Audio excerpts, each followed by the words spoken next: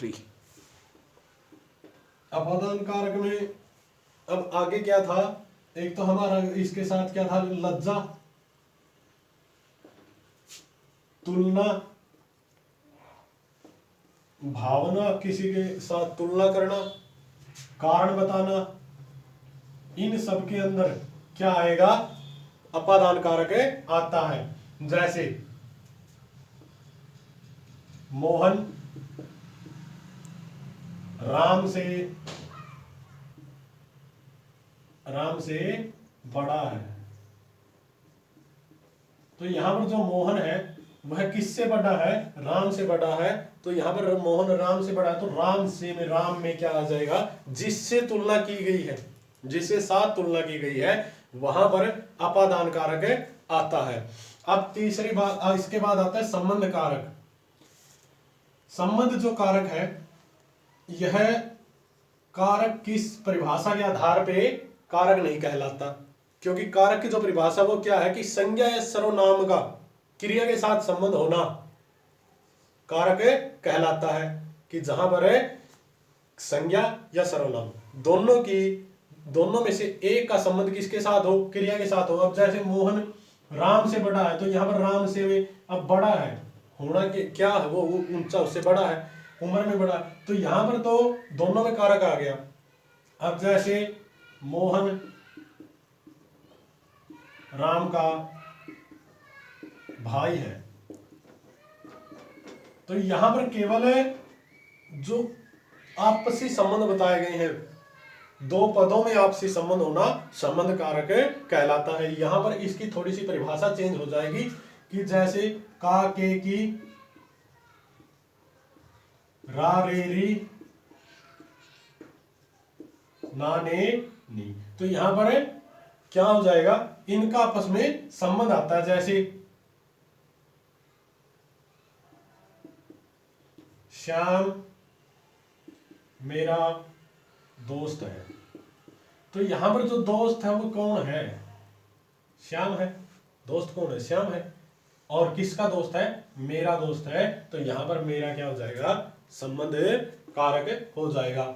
उसके बाद आ जाता है अधिकरण कारक।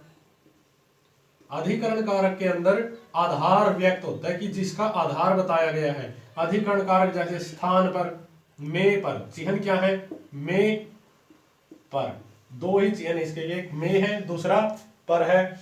अब कहां कहां पे स्थान, समय,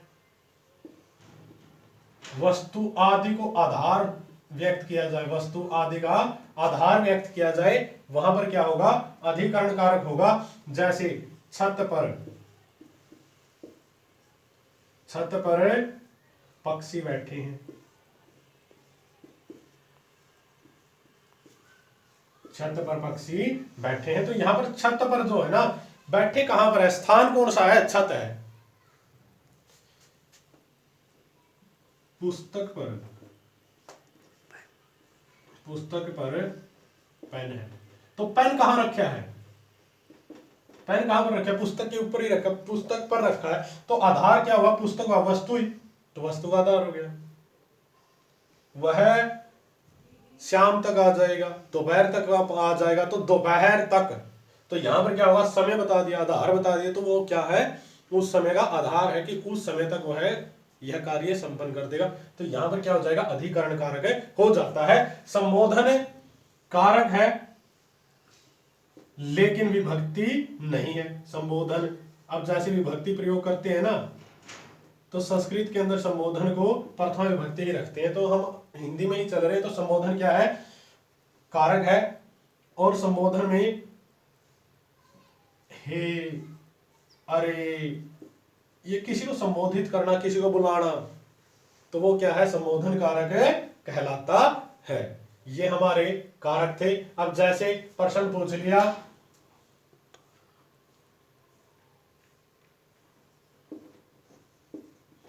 मैंने कल राम को जाते देखा, तो यहां पर पूछ लेता कि राम के अंदर कौन सा कारक है, राम के अंदर कौन सा कारक है। तो सबसे पहले हम वाक्य के आधार पे देखेंगे।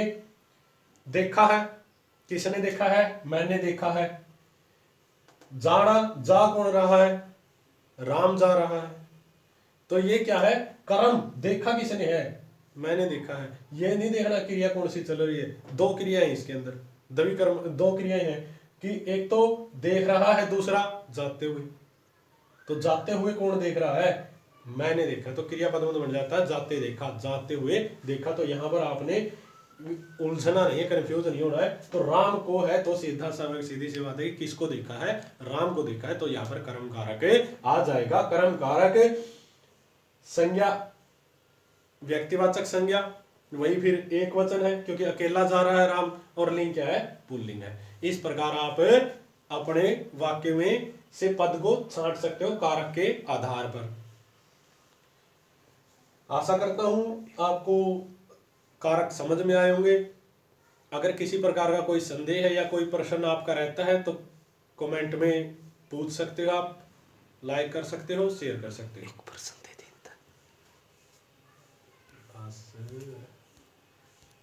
अरे नीचे ले लेकर उंगली